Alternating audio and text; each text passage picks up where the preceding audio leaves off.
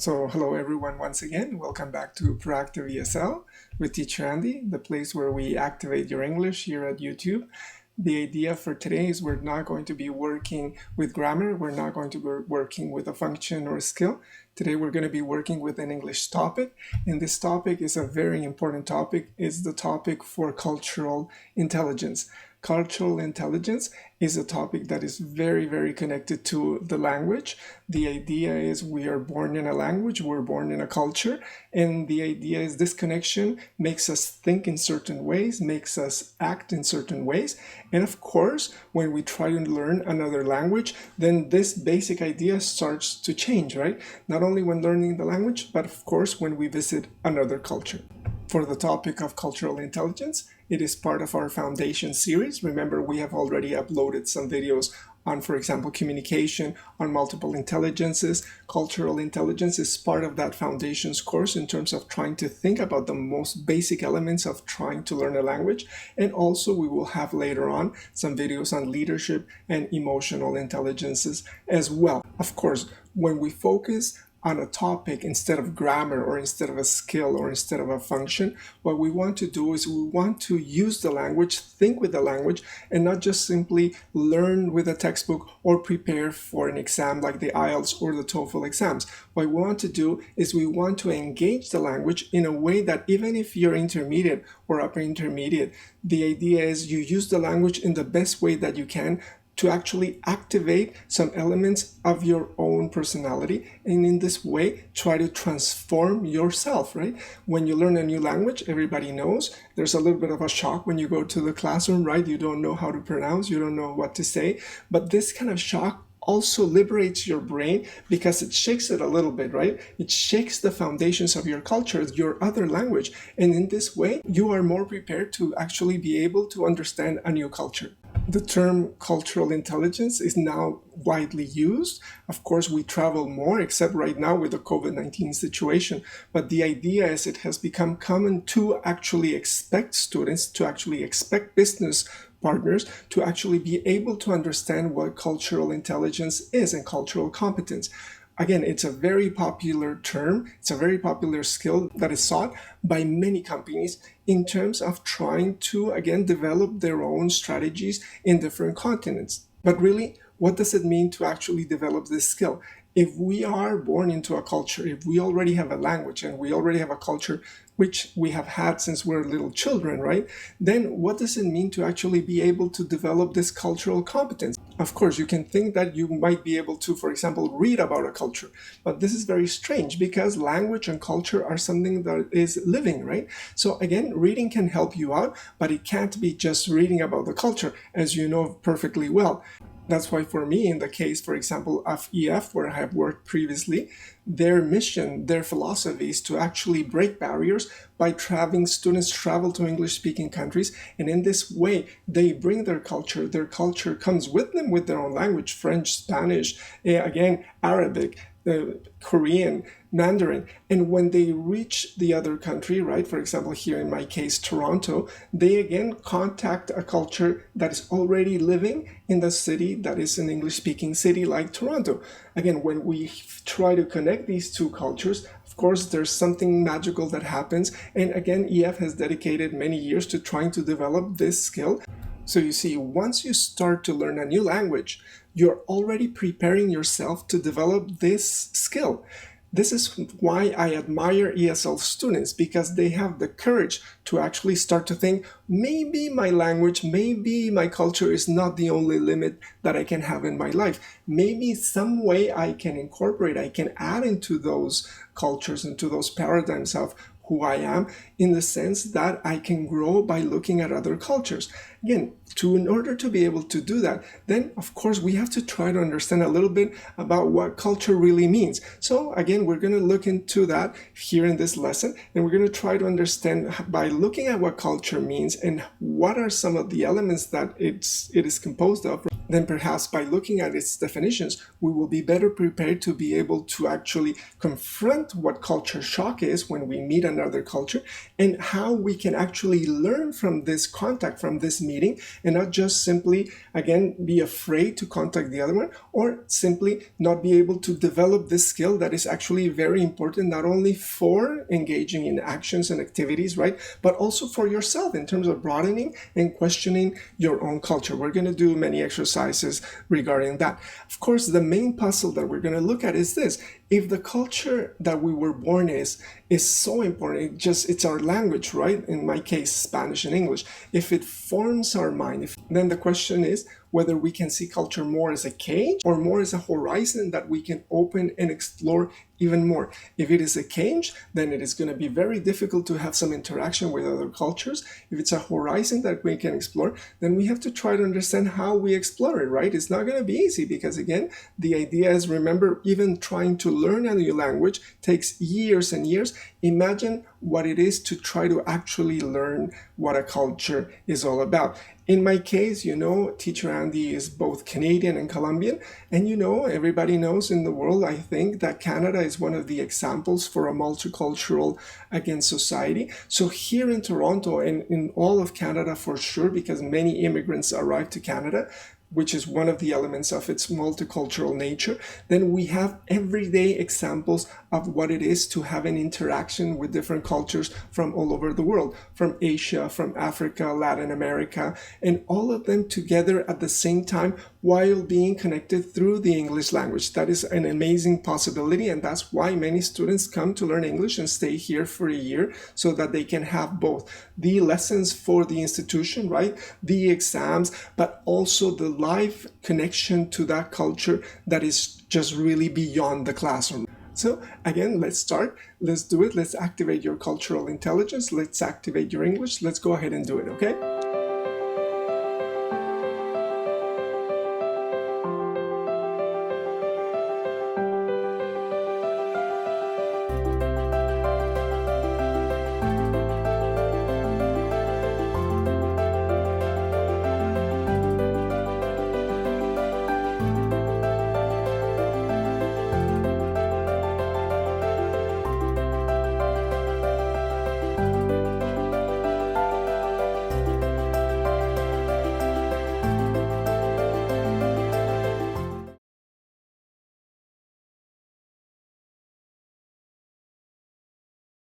So welcome back to Proactive ESL with Teacher Andy. Remember, today our topic is cultural intelligence.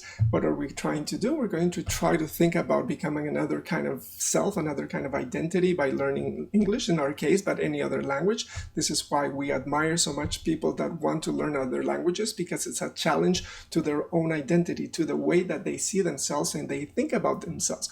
Remember the times that you go into a classroom, you're so afraid not to be able to speak. This action, again, just helps you to try to, again, destabilize the way that you think you are. And again, this is something that I find just really amazing, and I really applaud and really admire people that are going through that process to trying to learn another language. And that's why I have become an English teacher. That's the main reason. So what can we say? The first thing we're going to do is we're going to look at a quotation by Ludwig Wittgenstein. He's a very, very famous philosopher. Maybe you haven't heard of him, but he's quite famous and he speaks a lot about language. And this is the quote. It says, "If we spoke a different language, we would perceive a somewhat different world." So again, what can we say? Very briefly, the idea is that culture and language are so connected that even the way that we see things, the way that we perceive things is connected to the words that we actually use. Some words in your language are impossible to translate to English. Some words in English are impossible to, again, try to express what they mean to another person. Think, for example, of phrasal verbs. They're so tough for students, right? You know what I mean? Idiomatic expressions. But not only that, not only the words, but actually the way that culture and language are connected expresses the way that we relate to each other in terms of our social norms, in terms of everything that conforms our social gatherings, right, in our society.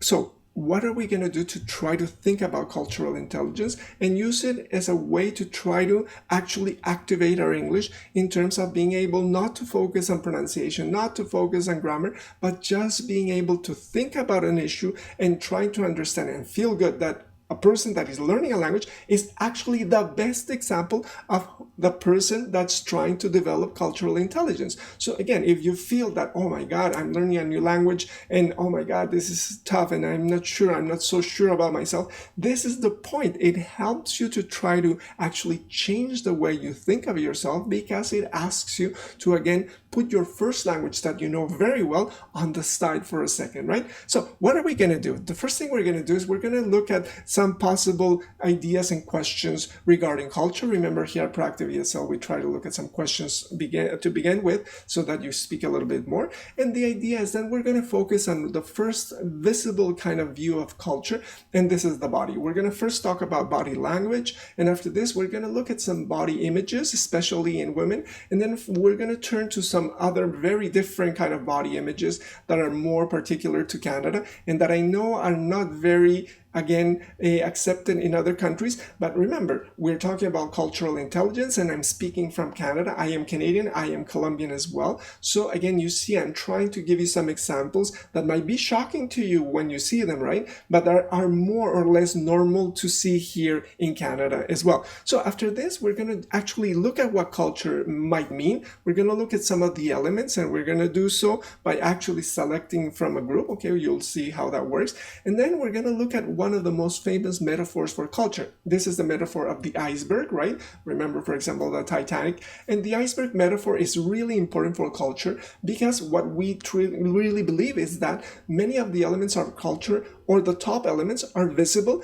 but the majority of the elements are under the water, right? They cannot be seen. So if you want to try to understand a culture, and if you want to try to understand your own culture, and even more, try to change the way that your own culture and another culture interact, means that you not only have to be able to understand the visible elements, which we're going to look at, but more importantly, those elements that are underneath. You're going to know what we mean when we actually look and see some of the exercises when we get there, right? So after this, we're going to look at what it means to the possibilities for cultural interaction. Again, remember, some societies have more ability to have this cultural interaction. Canada is an incredible example. Large cities have a good example of many different kinds of peoples that come together and have to interact. And also remember, even if you're not in a country that is very multicultural, just remember your own country has a lot of variety and a lot of diversity, perhaps not from other countries, from other nationalities, but within your country, there are for sure many different groups, and the way that your culture relates to these other groups really reflects the level of cultural intelligence that your society or your political society has with other groups as well. From this, we're going to move on to one of the most important elements, which is the one for culture shock. We're going to do one exercise. We're going to try to focus on something that is, again, trying to make you feel what is to have culture shock. Maybe you cannot travel. Maybe you have not felt what that actually means by going to another country or by learning another language in another country. But I came up with this exercise, and we'll try to do it as best we can via internet, and usually with this situation that we are in right now. And then we're going to move to intercultural competence, how you develop it. It's going to be a brief exercise. It's a really important exercise to conclude everything that we have been looking at. And then we're going to move to, again, 4 case studies. I'm going to try to show you 4 examples of what it actually means to be able to develop this cultural intelligence. And these case studies range from, for example, Canada and Toronto, to moving to Aboriginal issues here in Canada, to, again, specifically the problem of business English in terms of traveling for your company and going to other cultures and knowing how to interact with other cultures, especially for business, so that your company actually can get business in another company, which is, again, the most important thing for business. And then finally, some questions from the most important part for me, which is philosophy. Then we'll move on to the homework that we usually do every lesson. You will have many exercises, some readings that you will have to do. Some of the readings are from this text over here, World Writers Today, because there you will see, just in writing, again, you will face some of the ways that other cultures think about writing and the problems that they have, and you will see how shocking it is to actually read what they're saying to you and not really understand why they write the way that they do. Finally, what can I say? Let's go ahead and start. Let's go ahead and activate your cultural intelligence. Let's go ahead and activate your English. Let's go ahead and do it. Remember, give me a like if you like the videos. Again, subscribe to the channel if it's of interest to you. And if you have any questions, leave them there down at the comments as well. Okay, let's go ahead and do exercise number 1. So remember, here at Proactive ESL, we usually begin our exercises just by having some general questions where you can just talk about the issue that we're going to be looking up ahead. Again, remember, if you don't have all the answers, it doesn't matter. It's just to get you going. It's kind of a warm-up so that you can start thinking about the issues. We're going to develop them much more. And the idea is we usually have 4 or 5 questions, and here are the questions. What remember we try to do is we're going to look at the questions. If you cannot really understand all of the questions, use your app, your Google Translate app, take a picture and translate it. You can actually do that with apps today. And the questions are these ones over here. For example, number 1 is, what do you really miss about your culture when you travel internationally? Tell us the 3 best things and what don't you miss, And when you try to answer this question, think of this quotation that is quite famous. When overseas, you learn more about your own country than you do the place that you're visiting, which is very strange, right? Because you travel outside and then perhaps you learn more about your own country, even if you are outside your own country, How is that possible? So again, this is question number 1. And again, try to think of those examples when you have traveled outside your country and really think about what it actually has meant to you in terms of remembering, oh my God, this is so different here. What do I miss from my own country? What don't I miss from it? Okay. Question number 2 is this one. Do you think we learn from other cultures? What can we learn if we are sometimes so different? How can we even communicate these differences? Does your culture fulfill you? Again, question number 2 is, again, the basic question is this one again. If we want to really believe that cultures can interact and we can learn from each other, how do we do it exactly, right? Again, it's very nice to say it, and people every day say the same thing. No, they travel to Peru, to Machu Picchu, and just because you travel to Machu Picchu doesn't mean you know anything about Peruvian culture, right? You just visited a very famous landmark. But again, how do you actually engage, and what are some of the steps? That's what we're going to be looking here in the lesson. But just initially, do you think we can learn, and how do we learn, and how do we communicate if our languages are different, and if it takes so long to actually develop the languages that we need to actually communicate with each other, right? How do we do it? Question number 3 is this one. What is culture shock? Why does it happen? Can you give lived examples for, again, different possibilities? Number 1, greetings, saying hello. Body, space, or image. Family, couple, life.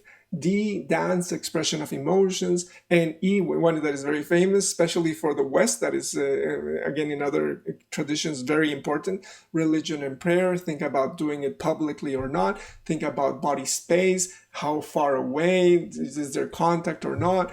Think about the family, and again, think about expressions of emotions in public, right? How does your culture react to them? And when you think about those, and if you have been able to travel outside, then again, try to give examples of the shock, the moment that you saw something that you said, oh my God, so that happens here? You know what I mean? And then it actually changes the way that you are because you're so surprised. You say, oh my God, I thought it was just one culture, right? But then it's not. So again, this is really important in terms of culture shock, and we're going to try to look at some examples and exercises for you to better understand what culture shock is all about.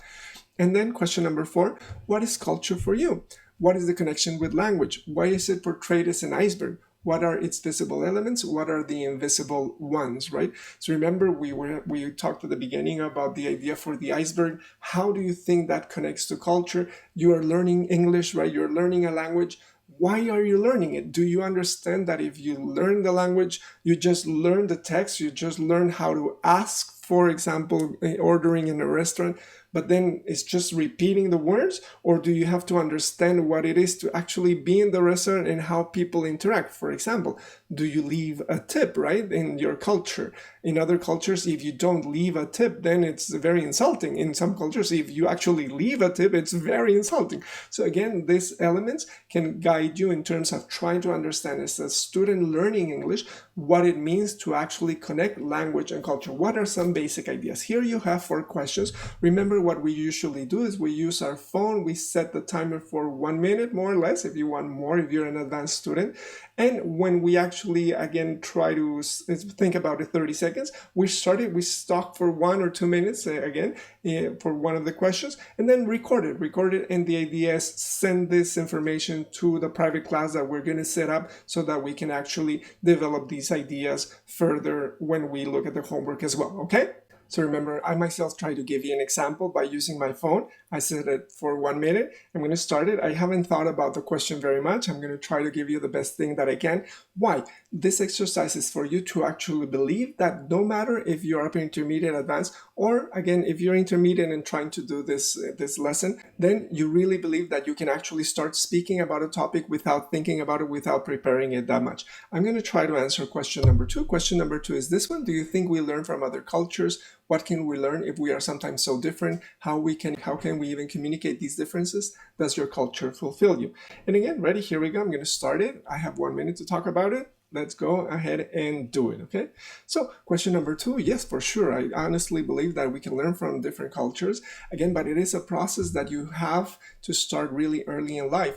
I myself, as you know, I am Canadian and I am Colombian. And this idea that we have these 2 very different cultures really has come about in my life because my family is very, very different. My mother, Canadian, my father, Colombian, very different forms of relating to others, of speaking. And so since I was a little boy, I have had these 2 different, very, very different cultures as an imaginary for me, right? Now, what can I say? Again, not only for visible things, in Colombia, people hug very much, you know, people again are kissing all the time. When they dance dance close together to each other. In Canada, people don't want to get touched that much, you know, they have a physical space where they are, again, not so good to actually invade that space. Let's say you take a taxi in Colombia, people talk to the taxi driver. Here, you shouldn't talk as much. Here, again, in Canada, you should not use perfume very much. Again, these odors are not really accepted. But again, in Colombia, it's normal to actually use these perfumes and such. Again, in terms of society, right? In terms of society, the family is, again, very wide. Again, you have an extended family in Colombia. And so here, for example, in terms of the family, you have a nuclear family. When you're 18, you leave your house. And again, you start your university, but you don't live with your parents anymore. And finally, when you see people having lunch, for example, here many people have lunch by themselves. In Colombia, that's very strange. People usually have a gathering and they have lunch. It doesn't matter if it's for work or not. As you can see, again, the timer went out. So I'm going to go ahead and stop it. There you go. And you see, I spoke for about 1 minute for the question number 2. And what I want you to do is, again, try to think about these questions, but do so not only in terms of trying to write everything that you want to say, but again, just ask yourself, what can I say with my English? Don't worry about the perfect pronunciation. Don't worry about the perfect grammar. Just, again, try to engage the topic. The topic we're looking at today is culture. And these 4 questions are the start to begin to understand and question what culture is all about. Okay, let's go on.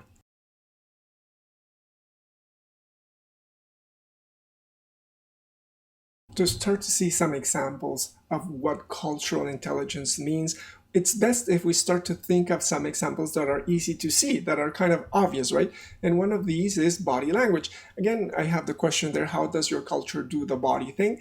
Again, if you have not traveled very much, then it's going to be a little bit difficult for you to imagine that cultures relate bodily in different ways. But here we have an example of different things that you can actually do, physical things. For example, laughing out loud, touching somebody on the arm as you speak, looking at somebody straight in the eye, you know, or sitting with your legs wide apart, using strong perfume, putting your feet on the table, right? Move real close to someone, wear a t-shirt or no t-shirt at all, you know, or not looking at someone when speaking, going like this, right? And again, the idea is these are all different body language elements. What I want you to do is I want you to select from all of the ones that you have there for your specific culture the following 2 and answer the following 2 questions. Question number 1 is look at the physical actions and number them for your national culture. Again, if you put number 1, then it's because it's perfectly acceptable. It's okay for you to do it. It doesn't matter in public, private. Then number two is just about acceptable. Okay, you can do it, but again, don't overdo it, for example, right? And then number three is because it's really unacceptable. Okay, question number two is, can you answer for other cultures different from your own, right? Other cultures that you know. I want you to focus on your own culture, right? For example, this one over here, if I say laughing loudly, again, remember teacher Andy is bicultural and even more because I've learned other languages. But again, here is an example of things that are very, very different in terms of South America and in terms of North America, English-speaking country, and again, South America, Spanish-speaking country. Laughing loudly in Latin America is normal. People joke around a lot. There are some even words that are impossible to translate, like mamar gallo in English. And again, it's impossible. It's just people crack jokes all the time, and this is the normal thing to do. But here in Canada, laughing out loud is just not well seen. You should not do it. And again, this, especially the English-speaking culture in Canada. Remember, Canada is French and English-speaking. But again, this idea of laughing out loud, making a lot of noise, is just not well seen. So much so that, again, if you have a problem with noise here in Canada, you can actually call the police and they will come and make everybody just be respectful for their neighbors. If you go to Colombia or other South American countries, you know, music is there all the time, so it is much more natural to actually laugh out loud. So you see, there are many examples there, and the idea is I want you to really think about which ones are number one, which ones are number two, and which are number three. First, for your own culture, right? And then if you can, and if you have traveled, try to imagine what it is like for another culture itself. Remember, what we're looking at is body language. Why? Because although we are thinking about cultural intelligence, many people think that that is something that you read in the books, right? That is very theoretical. But no, body language is one of the expressions, because language is much more than the words that we look in the book, right? Language is really what we are, the way that we connect. Remember, this word mamar gallo only exists in Spanish. I know that you know that some words in your own language are difficult to translate, especially in terms of body language, right? So go ahead and do it. And again, try to come up with what are some of the answers for these ones, okay?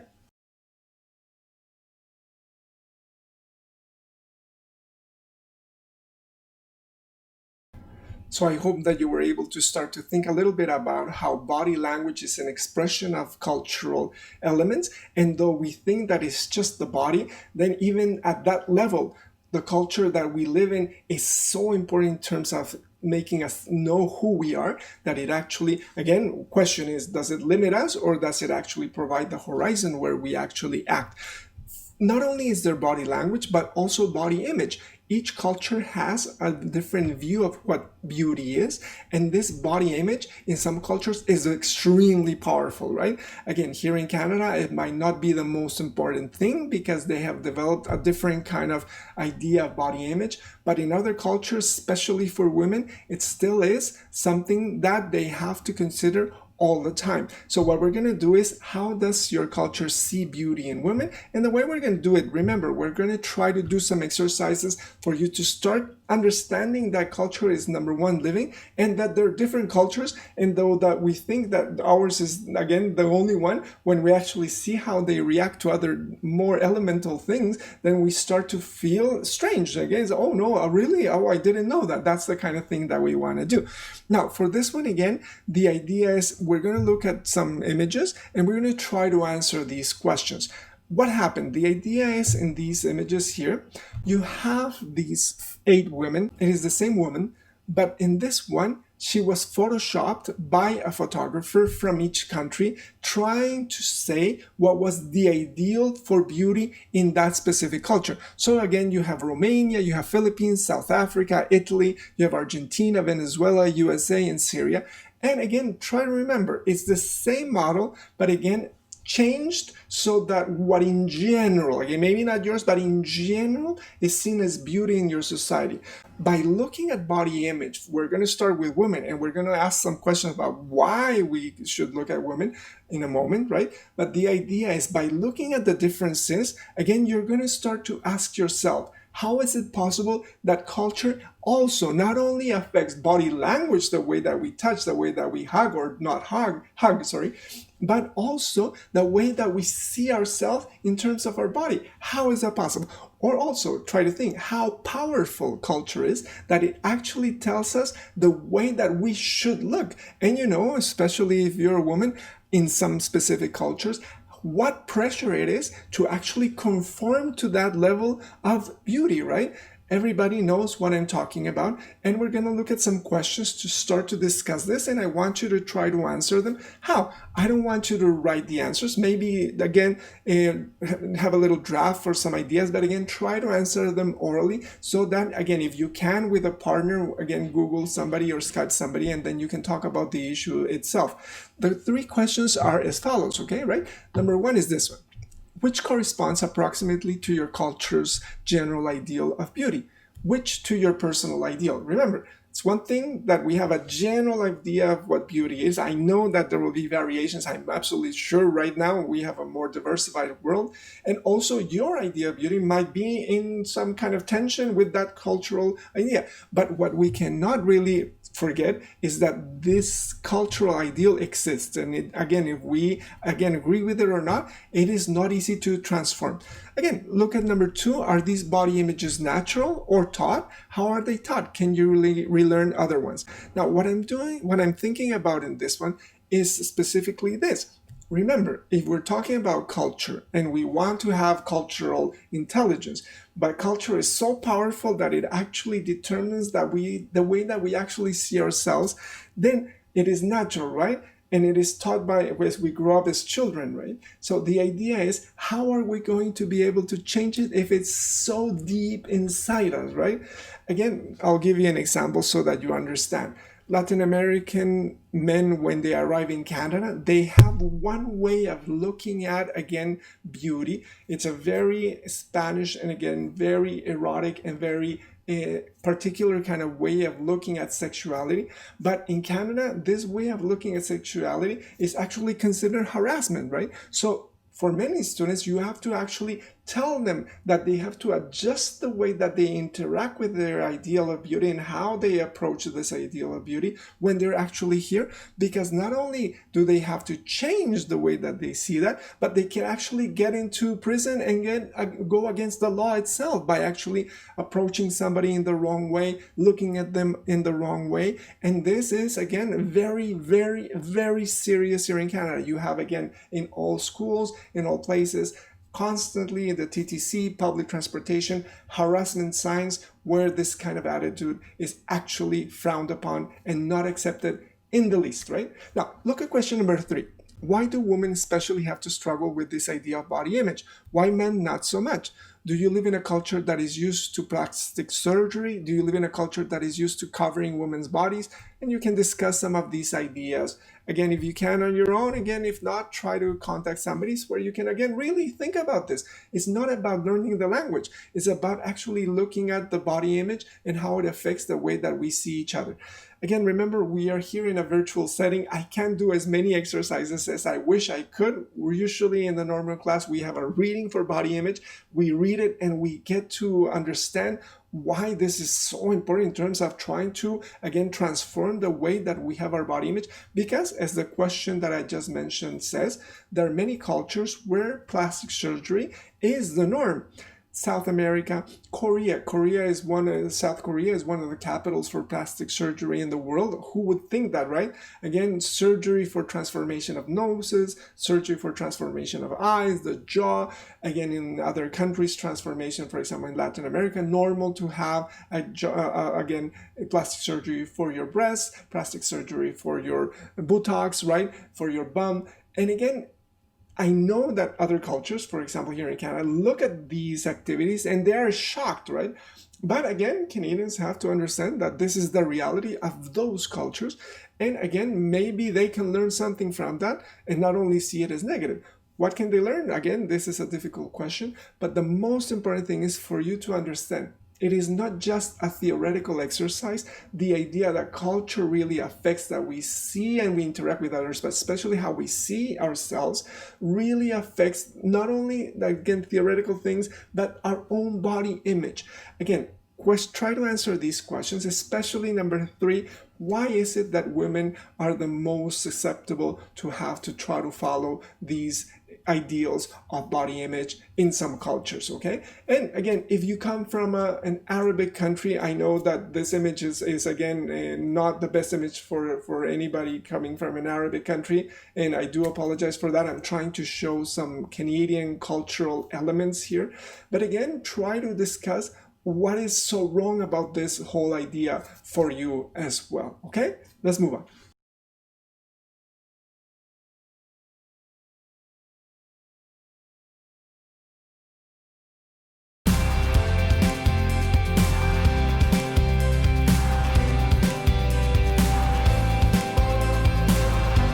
That you were able to think a little bit about why it is that women have to try to fulfill these ideals of beauty, and why men not so much, and what we have to do to transform this, and how other cultures see this relationship with the body, and so that we can start to change this idea of how we see our body itself. Now, here in Canada, we have some really cool examples of very, very unique and very different kind of body images. And what I usually do when I teach this class, this lesson, is to actually show you some of these examples. Because again, in some cultures, these examples are not really normal. They have to be silenced. They have to be quieted down. And here in Canada, for these people especially, imagine if you have these issues and these conceptions of body images, then you feel free here in Canada, and you don't feel free, or you don't feel as complete if you were living in another country. So some of them might shock you a little bit. Again, try to understand. I'm trying to show you what Canadian culture is, especially for many of you. You want to come to Canada to learn English, right? But you have to understand, to come to Canada to learn English is to come to Canada to, again, be immersed, understand the culture. And there are many elements to the culture that are impossible to learn if you learn English in your own country, right?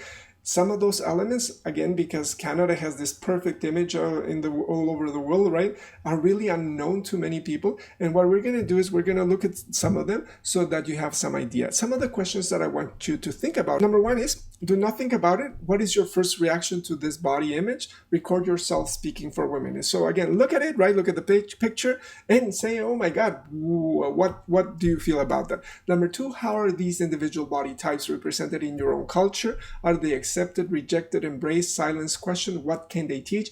Think about your culture. Does it accept those body images, or do the people that I'm showing you in the pictures, how would they feel in your own culture, and should they feel the way that they do or not? You can discuss that and try to, again, use your iPhone to record yourself speaking. Again, for this one, maybe 1 or 2 minutes to express your ideas fully, okay? Number 3, do you feel a connection to any of these body types? Why is that so? Does your image of beauty vary much from that of your own culture? Okay, question number 3 is, do you feel more like this one and not like the previous exercise where you have the perfect model? You know Instagram, and you have Instagram with beautiful models all the time, right? The perfect image, right? The perfect picture, everybody taking selfies to try to imitate that ideal of beauty, right? And again, if you're a photographer, you enjoy that very much. But again, the problem is it affects the way that others see themselves. So do you fit into one of these more shocking images that I'm going to show you in a second, or don't you? And again, how does your view of body image relate to the one that is more powerful in your society? Remember, in some societies, are you pushed to actually augment your breasts? Are you pushed to actually be quieted? Are you pushed in different ways by your culture? Or perhaps you, again, believe that that is just the way it is. It's really good, and it's actually something very important for your culture, and you're proud of it. Again, try to discuss it. Here are some of the images. Again, here we go. Number 1.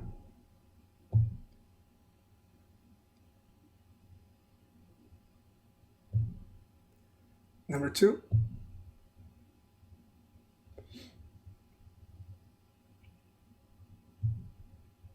Number 3.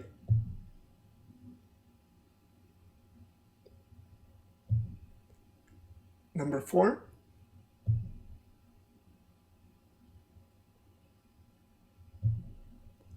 Number 5.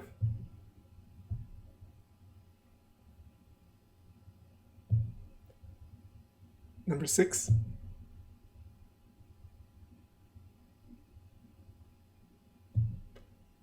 And number number 7.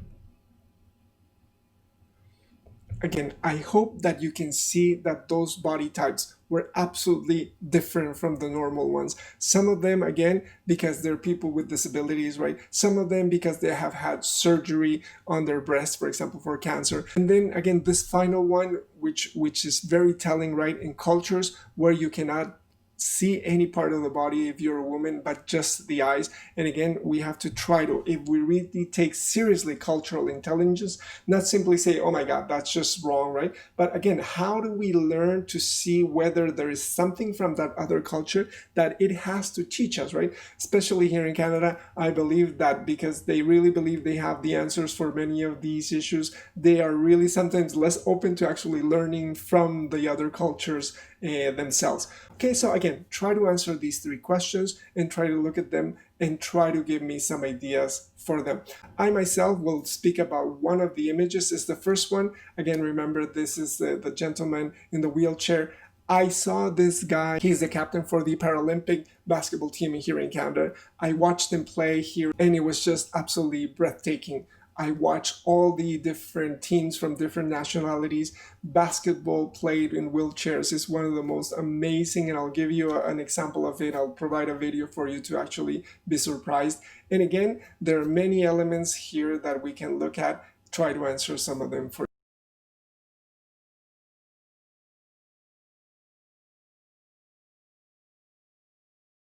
remember, we have been looking at some examples of culture that are more visible, right? Because again, with the body, we can try to understand more easily how it affects and how it shocks us that other people, for example, if I go and try to hug one of my Japanese students and I go like that, oh my God, they'll run away for sure, right?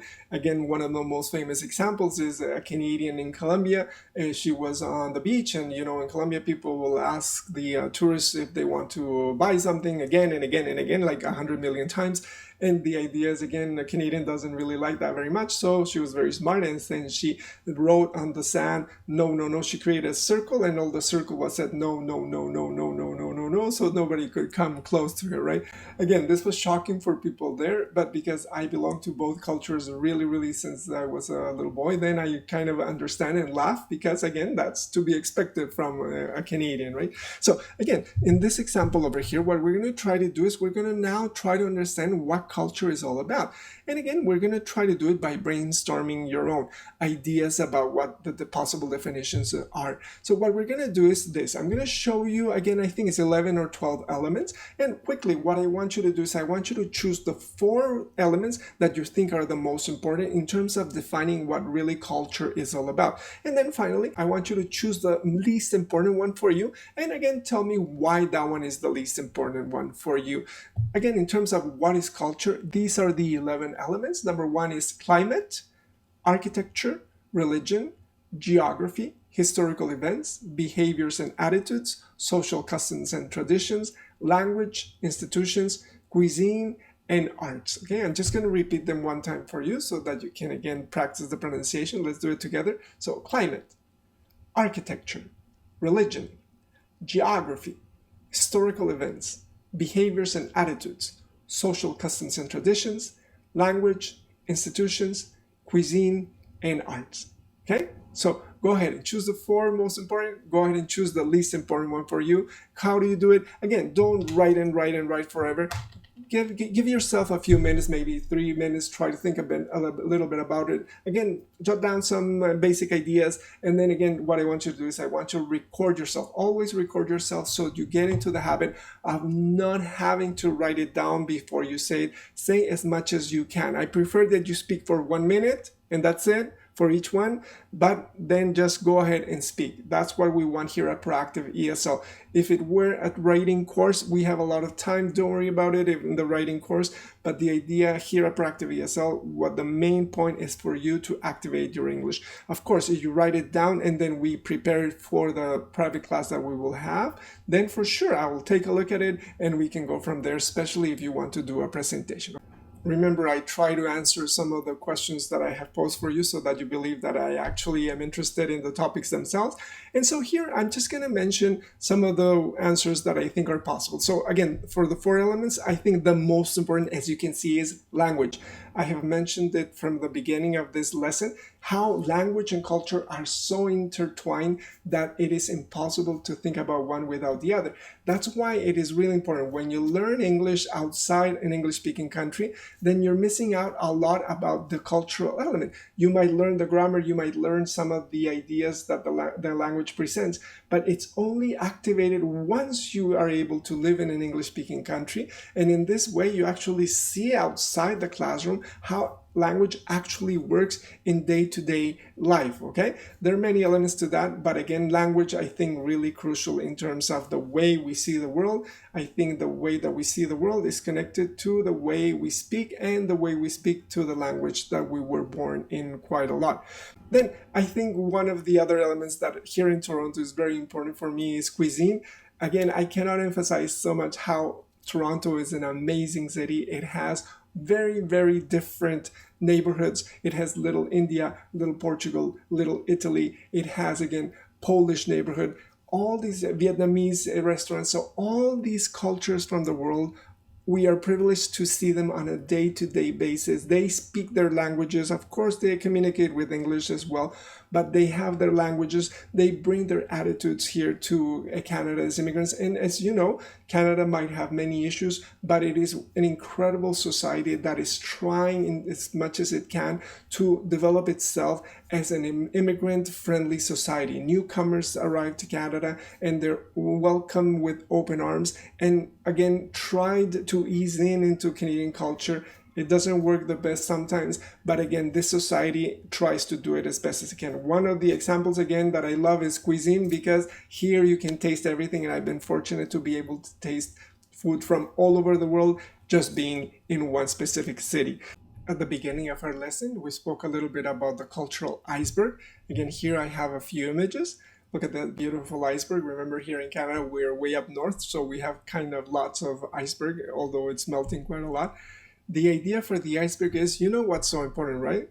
The idea is the tip of the iceberg, again, above the water, is about 10% of the iceberg. Really, 90% of the iceberg is underwater. And can we see it? Well, no, actually we can. So again, the metaphor for the cultural iceberg is exactly the same thing. We have been trying to work with visible aspects of culture when we looked at the body image, when we looked at, again, at body language. These are visible things, but the majority of elements for culture are hidden from us. So again, that's why we have to think about it in terms of the cultural iceberg metaphor. Now, I want you to look at this image as well. And again, here we have an old ship, right? And again, the idea is, I love this image because again, it tries to show you how forgotten, how deep inside these cultural elements are. Remember the Titanic, again, sinking down into the depths of the water. When we try to think of the cultural iceberg, we again focus on the top, right? And again, it's easy. And we think, oh, of course, I learn from culture. It's very easy, right? I go and visit a country and I learn from it quite easily.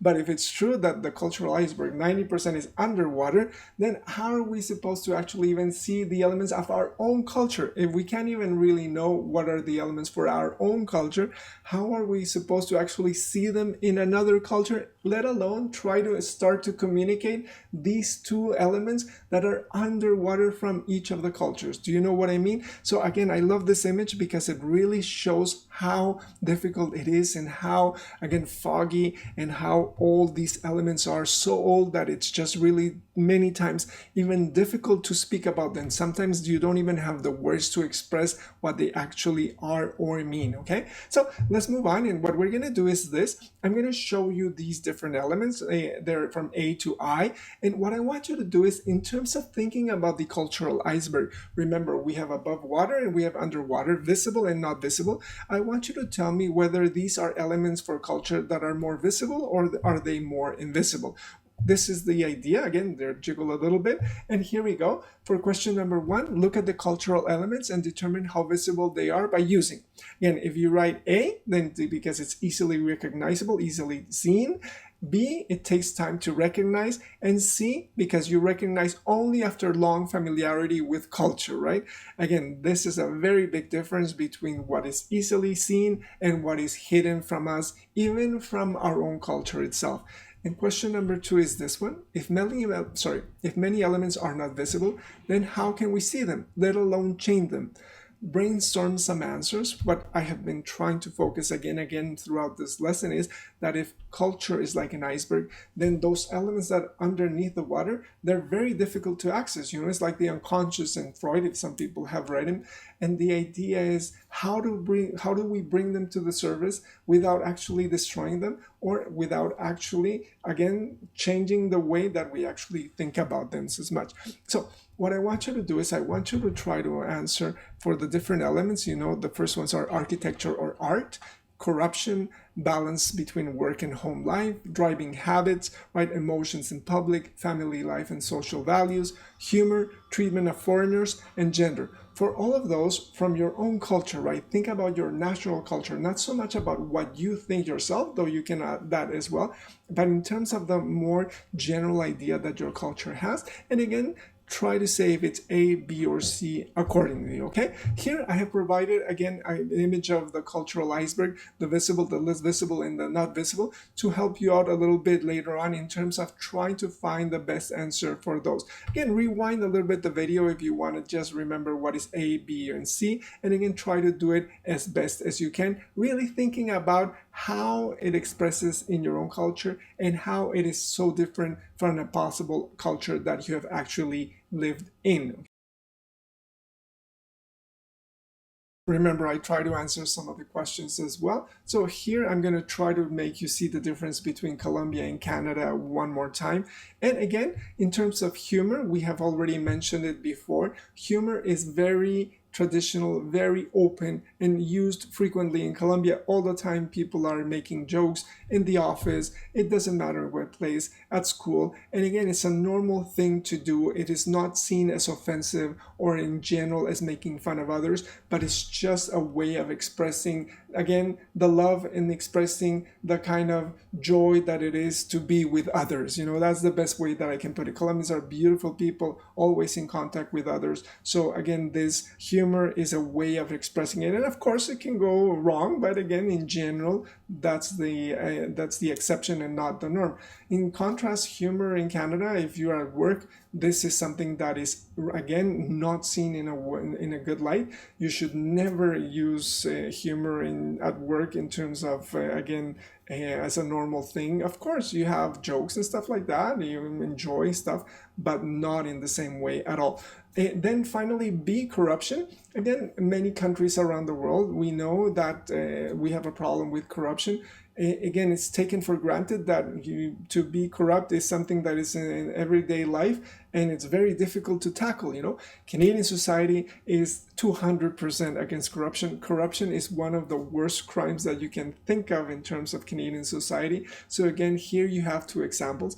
And again, for humor, it's easy to see, it's visible because people laugh quite a lot, but to understand humor, to understand the language, it's very, very difficult. So it's kind of visible and invisible. And finally, corruption, again, very difficult to understand. Again, it's very hidden because, again, they do not want to get caught. But in general, people know that corruption is part of a society or not, if it's accepted or not. And again, tons of energy is, again, spent in terms of trying to find solutions to these difficult cultural problems. I hope that you have some more ideas for the cultural iceberg. Here are two examples. Let's move on to the next exercise, okay?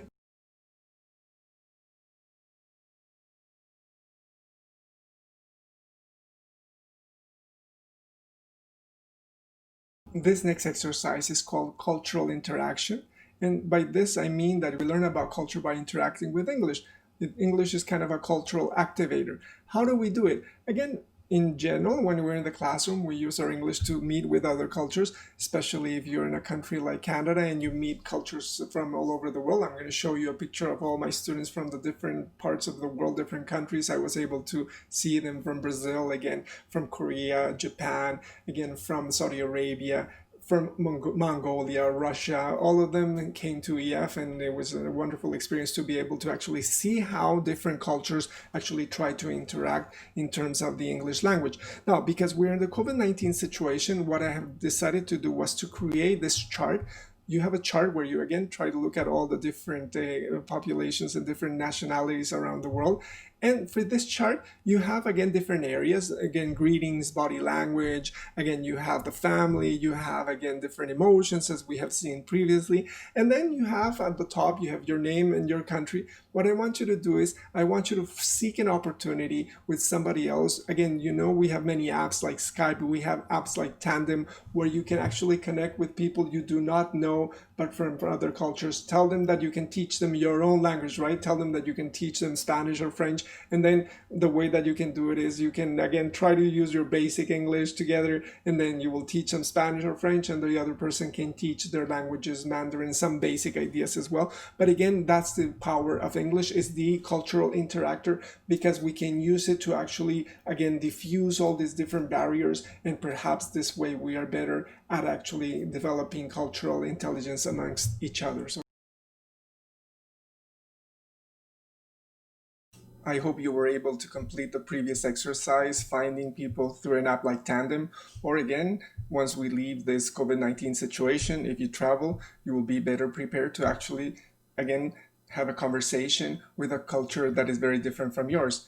Now, for the culture shock exercise that we're going to look at now, the idea is this. This is going to be very difficult to do, again, virtually, because, you know, the most important thing in terms of culture shock is to actually be able to interact with the person. So what we're going to do is I'm just going to show you the exercise that I usually do with my students. And again, this is an incredible exercise because it doesn't matter what culture you're from. Still, doing this exercise, you will experience culture shock for sure, okay? So I created 4 cultures. They're very different from each other. Again, they're imaginary, but they will help you to try to understand what it means to have culture shock in terms of actually more the visible part of culture, right? And so from the different 4 cultures, you will be one of them, and the other 3 people will have a very different culture from yours. Here are the different cultures. This is culture A, and these are the rules that culture A has. This is culture B, okay? These are the rules that are a little bit different. There's the same kind of idea, but again, different kind of interaction. And then you have culture C over here. These are the rules. And then you have culture D. Now, the thing is this, right? Virtually, it's going to be very difficult for you to be able to interact. But what I want you to do is we're going to read the rules for culture D. I don't want you to look at the other ones. That's why I pass them very quickly. And what I want you to try to imagine is try to imagine being with other people from different cultures that have rules that are very different. For culture D, the rules are this. Number 1, if a person is shorter than you, then wave your hands, okay? So that's number 1, rule number 1. You see, it's imaginary. It doesn't matter if it's a real culture or not. The thing is, you have to do something that when the other person looks at it, they're gonna go, my God, well, that's your culture, right? It's very, very different. Number 2, men hold hands for a long time to greet each other. So again, if you see somebody and you're from culture D and you find somebody from culture A, B, or C, you just grab the hand, right? If it's a man, and just hold it and hold it and hold it and hold it as much as you can. And you will see what the interaction will be like, you know? The other person wants to let go, and you can, because in your culture, the whole point is that you've got to hold the hand as much as you can. That's a kind of sign of friendship and appreciation, right? And again, people start to go, oh my God, like, leave me alone, right? Especially if they're Canadian, right? Don't touch me. Now, number 3 is women hold hands for a long time to greet each other, right? Number 4, you smile even if someone says something bad to you. Again, you know, some cultures in the world, again, the tendency is not to really, again, be aggressive in terms of responding. So again, in many cultures, the idea is if somebody says something bad, you kind of accept it, which is very strange in other cultures, right? Again, another example for culture D and its specific rules. And number 5, you open your eyes a lot to show you are paying attention. So again, remember, in some cultures, we don't look at each other too much, so that again, it's not very nice to stare, you know.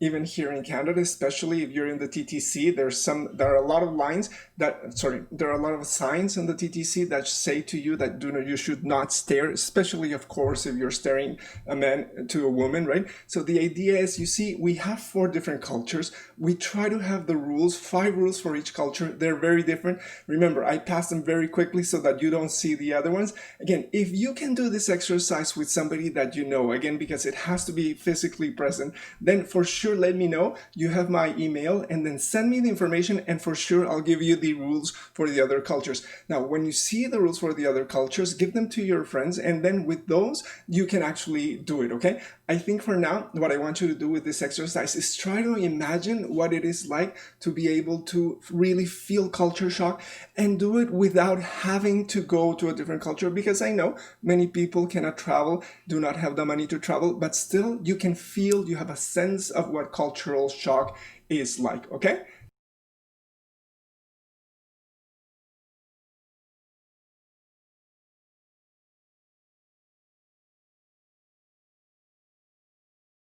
After looking at the exercise for culture shock, the idea is we come to the most important exercise of all the lesson that we have for today. Remember, we're looking at cultural intelligence. We've looked at different elements, what it is. Again, the idea for the iceberg, the idea for culture shock. But now what we want to do is we want to try to imagine what are the different steps in trying to develop this cultural intelligence, right? What is first, what comes second, what comes third. And what I want to do is this. Number one, first, remember that we're talking about here people that are learning languages, like most of the ESL learners that are watching this video. Number one, again, as I said at the beginning of this lesson, I admire people that are learning a new language. Why? Because now I hope you understand that culture and language are so connected that when you start to learn a new language, you're actually learning a new culture, but you're also questioning your own culture, right? And this is really, it takes a lot of courage to do. So again, kudos and admiration for doing that. Now, what are we going to do in terms of trying to see how the actual process for intercultural competence goes about? So the idea is this: we have a list, and in this list we have different elements of the interaction between two cultures. Again, this is very basic and very general, but very important for you, again, to be prepared to develop this skill. If you understand what are the different steps in trying to understand this skill, then you will be able not only to recognize this skill, but actually develop it for yourself. So here you go. This is the first list. So again, you have a list. For example, number one is becoming enthusiastic about cultural variety. Or for example, what a great potential, or beginning to work on the study of other cultures. There's a lot to find out. As you can see, there is a whole list. And what I want you to do, and this is the second part, here we go. I'm going to zoom it up a little bit for you. And what I want you to do is take a screenshot and then try to number them. What goes first? How do we actually develop this intercultural competence? Do we first, for example, recognize difference? Is that the first thing that we do? I think that's going to be difficult to be if it's the first thing. Remember, there can be a little bit of variety in terms of the steps that you think are possible. Again, don't worry about it. But once you have the order that you think is the best, what I want you to do is first sit down as an ESL as an ESL student, and try to read all of them together. How? Just again, record yourself first reading them, and then if you can, after you record yourself reading them, try again to present these different steps again to somebody that you're trying to explain what intercultural competence is. But more importantly, try to express the ideas behind them. Once you have actually been able to express the whole list that you have actually created, then go ahead and choose one or two that you think are really the most important in terms of developing intercultural competence. As always, Teacher Andy tries to give you one example of the one that I think is relevant for me. And I think in terms of learning the language and again, developing intercultural competence, there's one on the left-hand side that says learning by mistakes. Oops, that was a bit of a disaster. And I think that one is crucial. Why is it crucial? Number one, because as ESL learners, as English learners, you know that we have to be prepared to make a lot of mistakes, right? We go into the classroom, we're nervous, we're scared, there's lots of people we do not know, we're embarrassed when our pronunciation is not correct, we're embarrassed when others laugh and because we don't conjugate the verb and the grammar is really bad. But we have to, again, change the mindset. We have to believe that what is involved in your learning is not something to be absolutely scared about, but actually proud about, because when you're learning it, right, you are preparing yourself to, again, make mistakes. And it's inevitable. You will make mistakes. And again, the problem again is sometimes when you're in an English speaking culture, again, the people outside the classroom are not ESL teachers, so they might not be the friendliest in terms of accepting mistakes. But again, you have to understand yourself that making mistakes is going to be part of what the learning process is in terms of intercultural competence. I'll give you an example.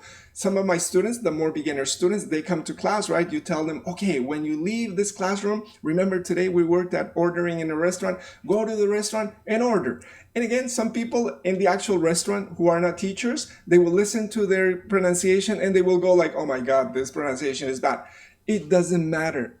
They are not the ones learning a language. Probably they just know one language, right? You're the one who has two languages. So again, be proud of it. Make the mistake. If they don't get it, repeat it. If they, again, use your hands, whatever you have to do, but feel good that you're actually starting the process of developing intercultural competence. Okay?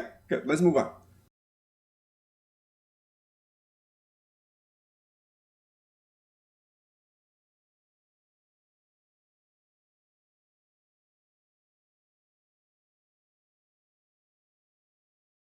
At the beginning of our lesson, I try to emphasize very much that the idea for culture has to be a living kind of thing, right? Remember, we were looking at culture as not something that you just read about, and that's why many people want to learn the language by traveling to an English-speaking country. You know, many students travel here to Toronto and come here because they know that once they come here, and many of them stay for a month or some of them for a year, right? When they are here, the idea is they will have the double opportunity of just going first to the class, and then when you're outside, of course, you meet other people from other cultures, but more importantly, you actually are involved and immersed in the English-speaking culture, right? This is incredible benefit in terms of learning a language and developing intercultural learning, right? So what am I going to do? What I'm going to do now is this, to show you some examples of live examples of how intercultural dependence and intercultural learning competence develops. I have a few case studies. So the first one is, of course, going to be Toronto. And Toronto is a multicultural city. Everybody has heard of Toronto. Usually people have a very positive idea of Toronto around the world. And what I'm going to do is I'm going to show you some basic examples because we don't have as much time as I wish. We could talk just about Toronto for a long time, and maybe I will do a lesson just involving Toronto itself. And the idea is I'm going to show you some of the things that make it multicultural, and I'm going to show you some of the things that might be a culture shock for many. And I know because many of the students, when they come here and they see these things, they actually are a bit shocked. Okay, so here we go. The first one is this one. This is a very basic map of Toronto, and if you see, there's some little white squares there, and at the bottom we have a lot of, again, different neighborhoods. So as you can see at the bottom, we have Little Portugal, Chinatown, Little Korea, Little India, Little Italy, Parkdale, Roncesvalles. Roncesvalles is a Polish neighborhood here in Toronto. The Danforth is the Greek neighborhood here in Toronto. And we have Kensington Market, which is a favorite of many because there you have all the cultures mixed and intertwined together, right? Just by looking at the map, I want you to compare your own city, your own country. Do you have a place with such level of variety, with such level of diversity, where you can actually go one day and feel like you're in Little Portugal, or you feel like you're in India, or you feel like you're in Chinatown? Really, you see the signs in Chinatown in Mandarin, you see the characters in Mandarin, you see the people with the facial features of the Chinese. And again, if you have not seen this, people, when they arrive here in Toronto, they're absolutely surprised to see the cultures of all the world gathered together and trying to develop this experiment that is Canada, which is a multicultural experiment. Of course, there are many issues here and we can't develop them, but again, the idea is this is a beautiful example of what it is to develop this ability to have cultural intelligence, okay? So number two is this one. Again, one of the things that I really love about Toronto is that you have a lot of street art, public, right? Graffiti, usually call it. And here's a picture that I took several years ago, and this is the graffiti artist painting a wall in Roncesvalles. Unfortunately, this graffiti is gone already. Usually they paint over it, and it just, again, as you can see, it just shows the city itself. Now, many cities prohibit graffiti, but there's something special and shocking for many students when they come to Toronto. They imagine Canada as a very strict, legal kind of society, but they come to Toronto, and in many areas, many back alleys, many streets, side streets, you will find graffiti all over. Most of them really good graffiti. There's some tagging which is awful, but again, for many Asian students, they just cannot believe that there are artists painting the walls outside. You know, I ask them and they say, you cannot do that in our countries ever, right? Again, it makes you think what is special about Toronto and how Toronto really appreciates art and shares this art. And again, in general, it does it really well. Just if you come to Toronto, do you know there's Graffiti Alley, very famous. And again, the idea is, how does it look like in your own country? Would this be acceptable or not? Okay. Now, the next one is this one over here. So again, this is an example. I took this picture of graffiti here in Toronto, and I just want to show it to you because again, it shows the city and how it appreciates this art. The next one is this one. Again, here we have another graffiti, but this is in the gay neighborhood at church. And the idea for the LGBT community here in Toronto is another example of the shock that is caused in students by actually coming to live in Toronto for some months. Again, maybe in your own culture, maybe in your own communities, the idea to see the LGBT community out there relaxed, you know, sharing, kissing, hugging is something that is really unacceptable.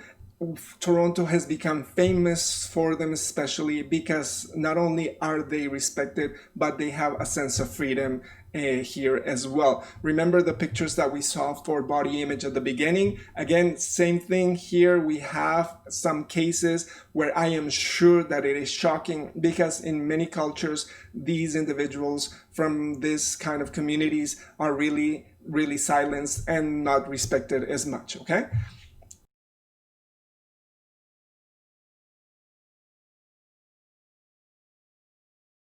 For case study number 2, we're going to stick to Canada as well, but now we're going to look at cultural intelligence that has gone wrong. Now, in this case, the idea is to look at Aboriginal cultures here in Canada, and I have subtitled this slide, Making the Visible Invisible. And again, the idea is you will have to do a reading at the end for homework in terms of the history of the Aboriginal cultures here in Canada. What we're going to do first is I'm going to read some of the elements of what actually constitutes or makes up Aboriginal culture and why it is important here in Canada. And unfortunately, it has been persecuted and tried in very negative ways for many decades. So this is the quotation. Again, it goes like this. Overall, most First Nations, regardless of where they were located, had a connection to and respect for the earth, were communal in nature, practiced sacred spiritual ceremonies, and were oral-based peoples who pass on our history through storytelling, pictographs, art, songs, and dances. While dancing, regalia, food, and many other things are an important expression of culture, they're not culture itself. So again, the basic ideas, remember we're looking at what culture is and what cultural intelligence develops in terms of how we interact with cultures that are very different from our own.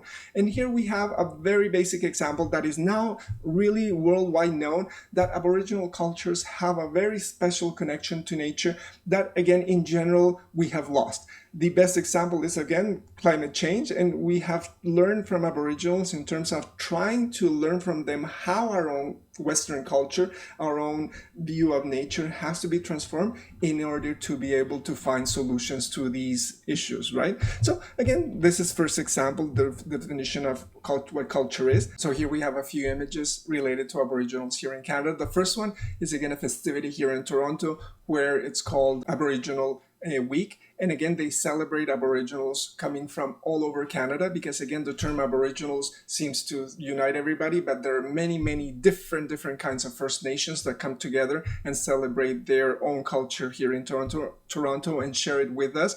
This is a picture that I took. Number 2 is the First Peoples booklet from Vancouver. Then again, I'm going to show you the link in the comments so that you can take a look at it, and there it will give you a history and an explanation of how the history of Aboriginals has come about in Canada, the shocking history of how Aboriginals have been silenced and have been moved away from the main culture and have in general been oppressed and again their own culture made invisible. Okay, then you have the dream catcher, which is a very famous image, right, to again connection to spirits in the world. And then at the bottom you have the Inukshuk, which is very Canadian. I'm going to show you my own keychain, and as you can see we have the Canadian Inukshuk. Again, the Inukshuk, we could spend a lot of time talking about it, but again, it's used by the Inuit up north, and it has many different uses. One is to show direction, and again, a sense of their being at a specific point in time in a place where there are not many trees, so you can get lost very easily with the snow, as you can imagine. Finally, you have the Indian Act. Again, you're going to have to read a little bit about it for homework, and then we're going to discuss it in our private class. The Indian Act made it possible for Canadian authorities to separate children from their Aboriginal parents and force them to actually learn English, which is an example of how English has been used to actually make other languages invisible, as you know, and that's why I think people are also quite afraid of learning English and losing their own identity in terms of many countries in the world. Finally, here you have a section of the booklet from Vancouver, and again for the First Nations, and you have the myth and you have a fact. Take a screenshot, read it after when you have a little bit of time.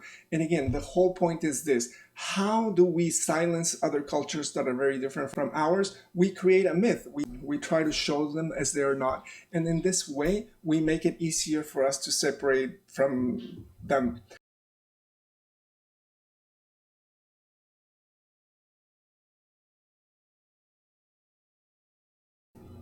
Case study number 3 is actually, I think, one of the most important examples, because a lot of people want to learn English for practical reasons. But when we talk about practical reasons, we're thinking about, again, passing exams, and that's not the point, especially for business. When we have a multinational company, we want to learn how to interact with other cultures, right? And again, in business English, which is something that I have really specialized in, the idea is that we have to try to make students understand that when you go and do business in another country, you have to really learn that language and culture are interconnected. If you just learn the language just because you want to pass exams or just because you want to do exercises for the classroom, then you're not going to be very well prepared when you actually meet another person and do not know about how they differ in terms of their culture. So we have this article. It is from the Harvard Business Review. The Harvard Business Review is a very important institution in terms of business people.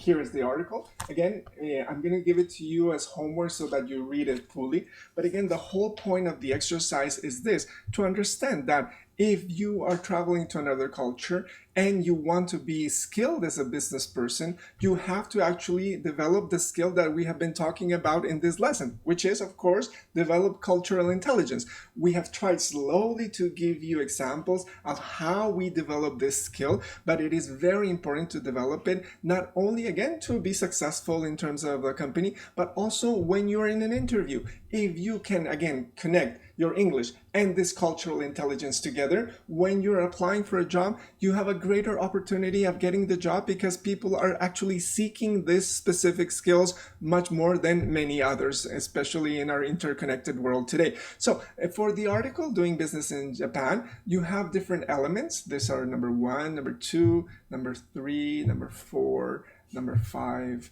number 6, number 7, and here we go, number 8. And so for these ones are just really different, again, of the headings and titles that are part of the article. Of course, I can't go in depth into what each of them is, but some are kind of logical, right? Number 1, if you are going to do business in Japan, then read and learn as much as possible about Japanese history and culture. Again, of course, in some cultures, history is very, very important. And by understanding their history, you will be better prepared to actually adapt and, again, have have a better conversation when you're there. One of the basic examples is that some traditions go back thousands of years, and many cultures are really proud that their traditions go back thousands of years and have a lot to learn because of this, right? And example number 2 is learn to cope with speaker talk and listener talk. Again, I have been very lucky to be able to have Japanese students in my classroom. They are some of the most amazing students in the world, honestly. Japanese culture, you know, with its elegance and with its simplicity together combined, have a lot to teach us for sure. But in this case, one of the things that is surprising is how much the idea for listening is rather than speaking is part of Japanese culture.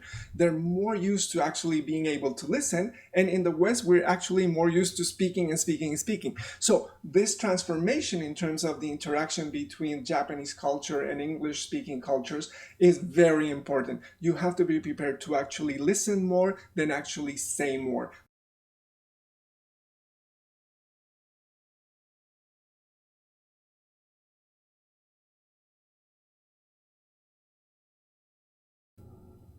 So we have come to our final case study, and this one is very important to me. It's philosophy, and the idea is we have here the idea for cultural intelligence, and we're looking at the model for intercultural learning, right? But again, there are some questions about the whole model itself. We cannot go into depth into what are some of the puzzles or some of the questions that you can ask for this specific idea of intercultural learning. And the whole point is that maybe the idea of relative cultures, each culture having its own dynamic and its own value, can be questioned very seriously. One of the ways to actually see this problem is to actually read cultures that are already gone. In my case, you read the Greeks, right? 2,500 years ago here in the West, but they actually discussed these issues very, very cleverly and poignantly. And of course, for the Greeks, one of the most important things is for some of them, there was something called truth, right? And the whole point of philosophy is to be a lover of or a friend of truth.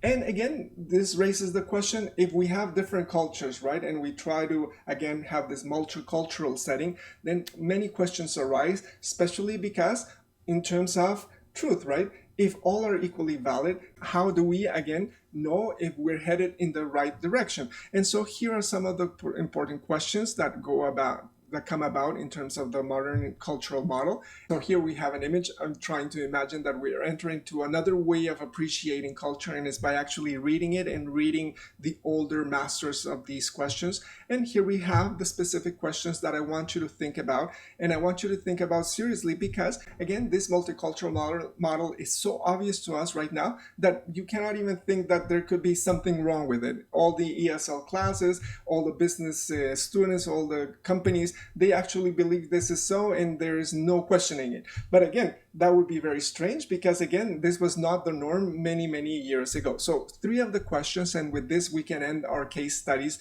but I want you to think about them, and we can discuss them more in the private class, and then we can maybe set up some writing or something like this, an exercise for this.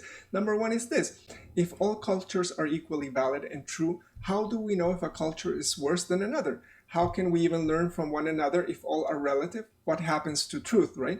This is what I have been speaking about. And again, think of a very basic example. Remember at the beginning, we saw the body image for women, right? And again, you know, some of the cultures there think that they have the right image, right? And some others say that no, that's not the right image. The idea is, again, just from a basic example in terms of our idea of beauty, especially in the problematic case of ideals for beauty for women, then you have a very clear example of how do we know which one is the correct one if we say just that all of them are equally valid, right? There are many more examples such as that one, but again, that one's the one that we did here in our lesson today. Question number 2. Why do we speak nowadays of cultural in opposition to high culture? What does this mean? What do we lose by separating them so? And again, the whole point is this. If, again, we separate culture and high culture, we always think of high culture as academic, right? As something related to philosophy and these people just thinking there in their own classrooms. Then that's the whole point. We lose this specific case study number 4, because this case study number 4 what people call high culture, is the one that actually, is the one that I can actually question the model that they're talking about. So again, I think it's very smart to separate it, because then you don't have to question anything, right? But the whole point is we have to try to question it. And remember, here at Proactive ESL, we try not only to engage in terms of the language, but again, to think of the puzzles. Remember the exercises we did for multiple intelligences. And remember, this is part of our series called Foundations, which includes communication, multiple intelligences, and cultural intelligence. Finally, question number 3, is culture a cave which we cannot escape? How do we even begin to look beyond it if it is the ground which makes us what we are? Have you ever read Plato's famous allegory of the cave? Remember, when we began our lesson today, the idea was to ask if we are part of culture, if culture is again taught to us since we're little children, then, and again, it's connected to the language as we speak, and we speak Spanish, French, Italian, right, Mandarin. Then how easy is it going to be if we've grown up with that specific language, that specific culture? How is it going to be that we're going to be able to transform it and actually be able to listen to another one, right? If it's been there all our life. So again, the whole point is, again, to emphasize, if you are learning a new language, I admire that attitude, because when you learn a new language, you are already thinking about saying things to your own cultural model that are very different. You learn a new language, you're thinking, oh my God, there's some limits to my own cultural view. I want to learn more. I want to see something different. And perhaps this attitude, when you start, again, beginner's English, right? This is the way that moves you ahead in terms of trying to actually see that when you engage in a conversation with other cultures, not only does the new culture give you information, but maybe perhaps, remember the metaphor for the iceberg, maybe because you actually see things that you thought were normal but are actually very different in other cultures, then you start to understand that the cultural iceberg, many of the things are obvious because we can see them, but most of them are underwater, right? They're, again, very, very unconscious. And because they're very unconscious, they're very difficult to see and even more difficult to transform. I hope now that you understand why case study number 4, philosophy, is probably one of the most important ones, okay? So let's move on and let's look at the homework that we have for this lesson, okay?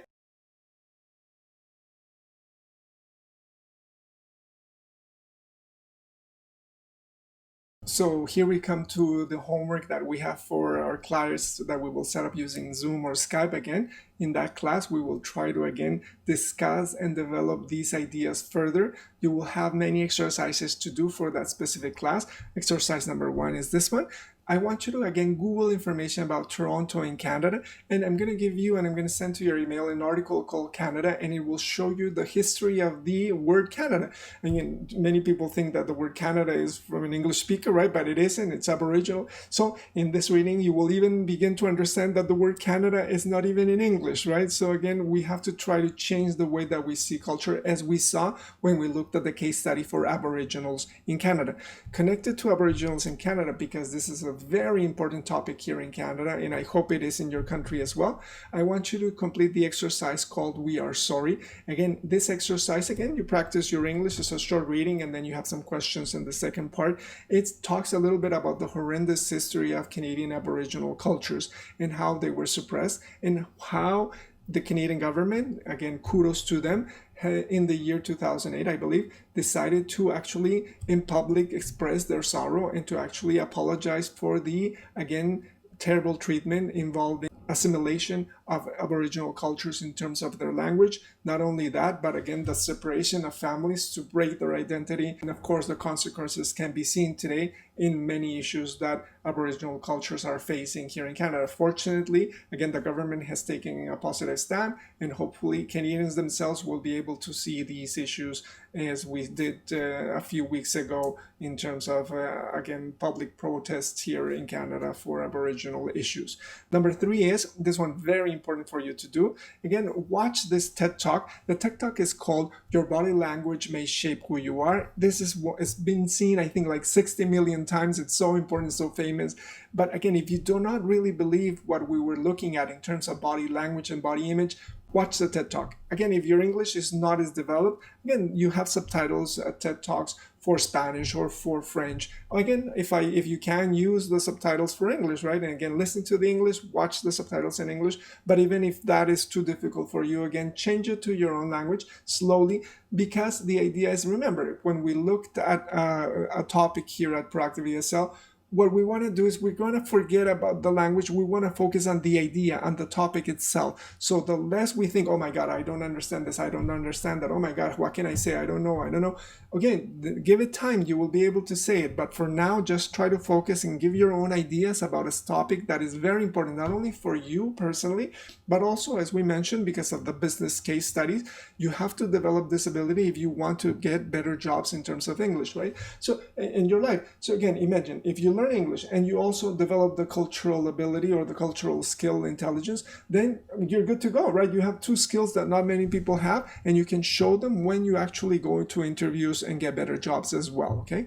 Now, for exercise number 4, you're going to have a short reading. It's a story taken from this book over here. The book is World Writers Today, because here you have stories from all over the world. I love it. I taught it many times for ESL students. And here, this one is called The Rules of the Game. It's the relationship between a Chinese mother that lives in the US and her children that are born in the US. So this dynamic for immigrants is really cool, and how they are struggling with that, again, Chinese culture that is not changed very much, and when they come here and they fuse with other cultures, how that transformed the relationship between mother and child. It's really, really cool. Read it, and then we can discuss it as well in the class that we will have. Now, for exercise number 5, remember we looked at cultural shock. Here you have the 5 steps. Again, there's a tendency in English-speaking countries to have everything by steps, right? Step number 1, number 2, for everything, right? I don't really agree with that, but here you have 5 steps, and they can help you think about what it is to actually go through and the different phases for shock and cultural shock that you can live by. Finally, remember we looked at the case study for doing business in Japan. I'm going to send you the whole case study, and the idea is for you to actually prepare it. And if you are a business person, really take it to heart, think about your English in terms of cultural intelligence. Don't think about it just in terms of actually the grammar, the pronunciation, because what we need is people that use the language in terms of, again, understanding culture, presenting their own culture, and being prepared to actually transform the way we see things through changing the way that we actually see culture itself. Again, remember for this one, I will send you the whole HBR, Harvard Business Review article itself, okay? So again, those are the exercises, and we should go ahead and set up that private class using Zoom or Skype, and then we'll set it up as best we can for both of us, okay? So what can I say?